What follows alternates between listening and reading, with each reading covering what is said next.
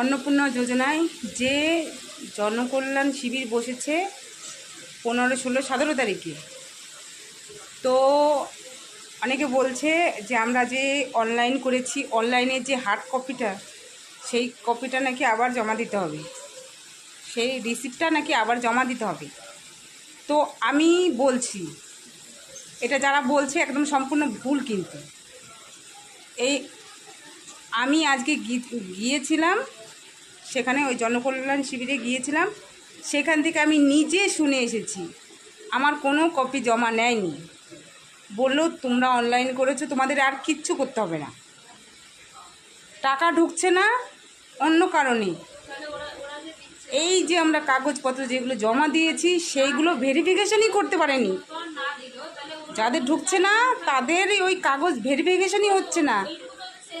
এত কাগজের লাট পড়ে গেছে, তারা সেই কাগজের তলায় কার কোনটা পড়ে আছে, আর কারটা যারটা হাতের সামনে পাচ্ছে তারটা করে ফেলছে, যার জন্য এই জন্য কিন্তু তাদের অ্যাকাউন্টে ঢুকে যাচ্ছে, আর যাদের ঢুকছে না তাদেরটা ওই কোন বক্সার তলেই আছে, যে কারণে তাদের হাতে পড়ছে না, তারা চেক করতে পারছে না, অ্যাকাউন্টে টাকাও ঢুকছে না। কিন্তু আমি শুনে এসেছি এটা যত তাড়াতাড়ি তারা এই মাসের ভিতরে মানে যতটা পারবে কমপ্লিট করার চেষ্টা করবে। আবার এটাও শুনেছি এটা 6 মাস কাজ করলেও তাও মানে এটা কমপ্লিট হবে না।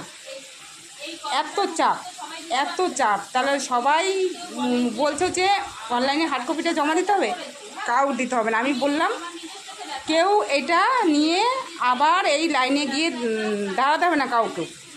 এটা কিন্তু সম্পূর্ণ আমি গিয়ে আমাকে ফেরত দিয়ে দিয়েছি। আর যারা বলছে তাদের নিচ্ছে কি করে আমি জানি না, কিন্তু আমি গিয়ে আজকে সারাদিন থেকে আজকে আমাকে ফেরত দিয়ে দিয়েছে, আমার এই হার্ড কপিটা জমা নেয়নি।